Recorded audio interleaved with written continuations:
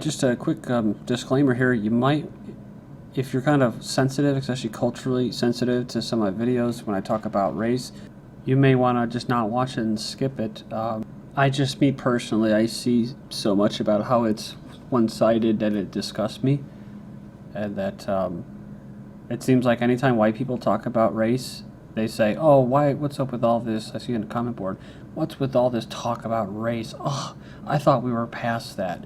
But then, anyone that's non-white can talk about how they're being oppressed and discriminated against. And it's about human rights and equal rights. Start out with some police state news here. Young deputy sheriff guns down Air Force vet in his own garage. A 22-year-old deputy kills a 68-year-old vet who was inspecting damage done to his property. Says the funeral arrangements are underway. So he's inspecting his garage late at night after it had been robbed multiple times in the past week. So it goes on here and says here that the deputy peeked through the window and spotted Taylor with his handgun. That's when they yelled at Taylor before shooting him multiple times, instantly killing the homeowner and veteran. So moving on here, Army vet shot Californians while atop a tractor. So he was shot dead by police on Saturday. 29-year-old Army veteran allegedly murdered his mother, set her house on fire, and then fired at residents in the Simi Valley, California, while driving a tractor, being shot dead by police. And this was on Saturday. They said they don't know what the motive was that led up to the shootings. He was stationed in Korea at some point, and police had been called to the family home 3 times over concerns about his mental health, though the last of those calls reportedly occurred 5 years ago. Man kills boss and coworker and himself in shooting spree. So, Florida man went on a shooting spree at his former workplace today, killing 2, injuring 2 others, and finally killing himself. So, it says here that 72 years old, a step-grandfather of Buffalo Bills, running back C.G. Spiller fatally shot his former boss. So this is about vetting. This is about an engineered, unnatural society. So what's interesting is that they give the guns for people to vent, and they go out and they take it out on other people who are also victims of this social engineering and financial enslavement, making excuses for what they're doing or saying that it's okay, just saying that this is the result of what they're doing. Which is why a lot of times you'll see unnatural results from unnatural engineering, and people say, oh God, how do we fix this? This is such a tragedy. But the irony is that just like everything else, where people would want to be able to defend themselves from something like this happening, the state comes in and says, we need to take more of your ability to defend yourself away from you in order to protect you. A boy 8 years old shoots and kills elderly woman intentionally. Cops say he shot his caregiver in back of head after playing Grand Theft Auto. It was as he sat in her living room watching television. And of course, authorities say they still don't know what the boy's motive was. It's described as a realistic game that has been associated with encouraging violence, and awards points to players for killing people. Thousands gathered to honor World War II veteran Delbert Belton. So, with the second suspect believed to have been involved in his death is still on the loose, thousands gathered in Spokane, Washington on the 23rd to honor the veteran. So, the 88-year-old was attacked and beaten with flashlights by 2 black teens outside Eagles Lodge on August 21st. His friends were shocked. Their dear friend, who survived being shot during World War II, ended up being killed in a parking lot in Spokane by fellow citizens. I guess they took one of those big flashlights. They said, it says he was bleeding from all parts of his face. So as far as a guy on the run, another teen nabbed in the World War II vet's slaying. Outrage over his death explodes on social media. That article about the 8-year-old, Grand Theft Auto 8-year-old that killed his caretaker, they said they couldn't release his name because of his age, and they also said that he will not be tried for any criminal act because of his age. So, see, that's the thing. Let's just throw the guy behind bars. That will help fix society, lock him up. Let's not address how sick society is, and that the fact that this is all being done by, quote, teens, right? By the youth, so. But his name was not released because of his age. CNN is calling the attack a botched robbery, and authorities say race had nothing to do with it. So on social media, it says users are seeing race playing a role. Surprising here, actor James Wood posted here that mainstream media is ignoring the terror of black-on-white crime apparently illustrated by Belton's death. So others linked to the Trayvon Martin and President Obama. Did you hear Obama condemn the murder of Belton? Of course not. He didn't say anything about it because the victim was an old white man. This is crazy. I just went in the comment board to see what was going on, and someone actually posted this link. This black suspect, they don't say it, implicated himself in a burglary and homicide of a white man that was 99 years old. So, you say, why are you covering this, Darko? Because, you know, the media isn't saying anything. The only thing they say is, oh, they were teens, they were youths. It was senseless. It was a senseless killing. It didn't make any sense. There was no motive. It was a botched robbery. They're saying everything but the obvious. There's one more that I found. It really just has to do with the youth, really. I mean, that's kind of the biggest thing right here, besides the race, is that this is youth doing this to old people, to the elderly. So it's total lack of respect for elders. It says 91-year-old this Chinese man beaten and robbed while out for a morning walk by this man who is described as a Hispanic, who pushed him to the ground, beat him in the head, and stole his wallet from his pants pocket. So yeah, that's what they say. That's what they say. Two teens. When racial cliches drive murder stories, so they get, and you know, it's hosted by this guy, this Dagans, and it's got these two black guys as guests, and it's got this guy with this nice little smirk. Well, who is that? He's Salon's butler, or Brian Butler, who looks and kind of sounds Jewish, so he's going to represent the white guy with white guilt. Isn't that nice, how you're represented in the media? He actually just wrote an article on the 23rd, the rights, or conservatives, I guess, the black crime obsession. Conservative media's total fixation on black on white crime isn't going to end. This Homeland Security employee is preparing for a coming race war.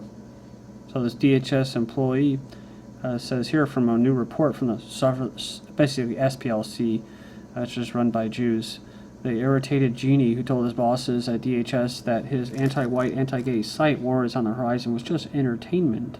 So, and the only reason SPLC covers this is because he was talking about killing homosexuals. So, you know, calling for killing whites wouldn't necessarily be considered a hate crime. Now, of course, if whites called for killing blacks or homosexuals, they would be hunted down by a SWAT team of ravenous SPLC agents. The mass murder of white people, his site says, warfare is imminent, and in order for black people to survive the 21st century, we're going to have to kill a lot of whites, more than our Christian hearts can possibly count.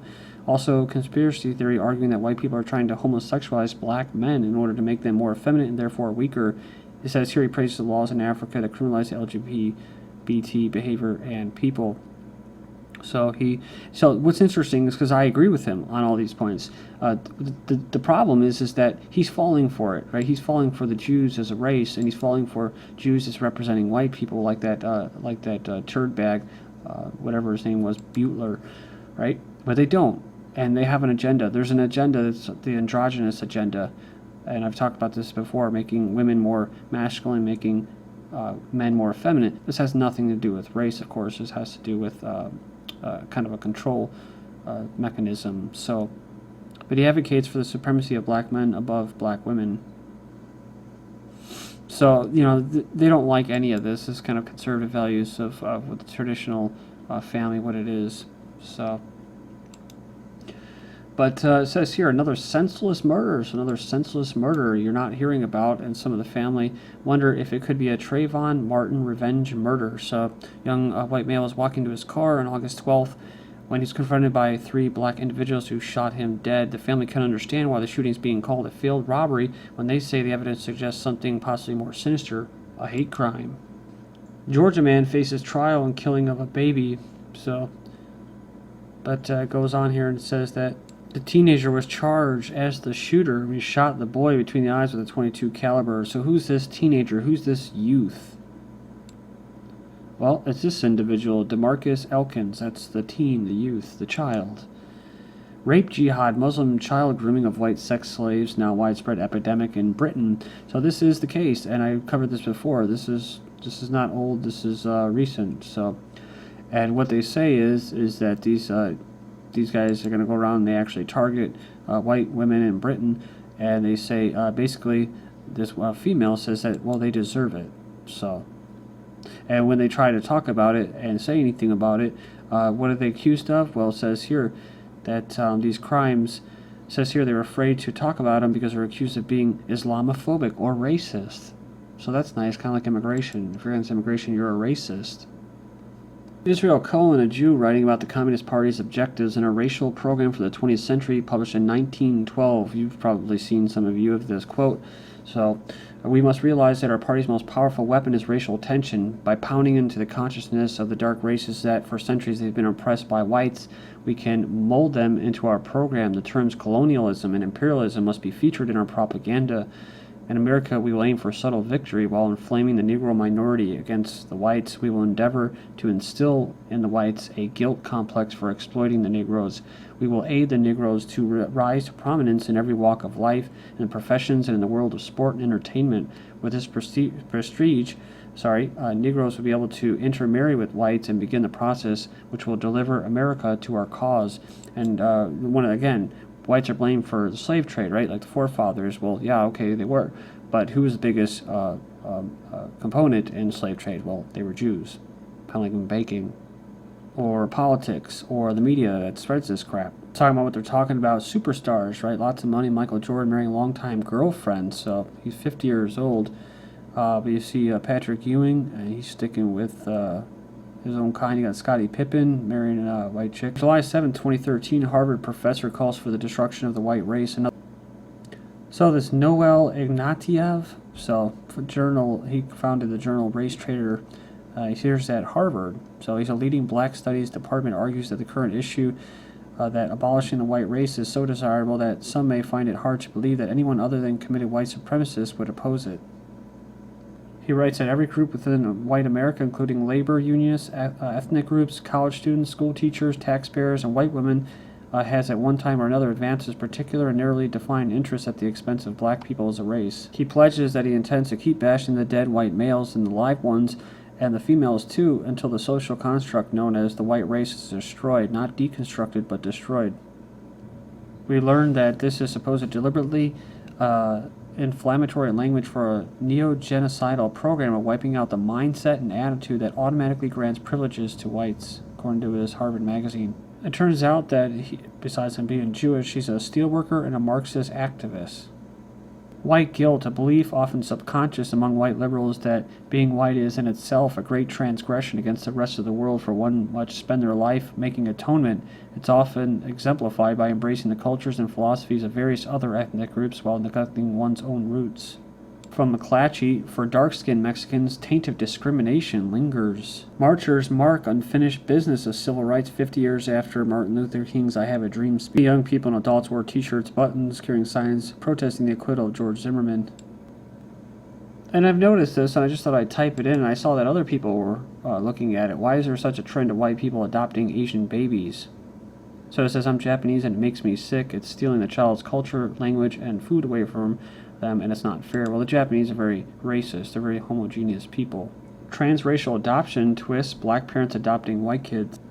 40% of all adoptions in the U.S. are transracial. The percentage has increased significantly since 1994, after the Multi-Ethnic Placement Act prohibited discrimination in adoption based on race. Prince William, Prince George's nursery will be African-themed.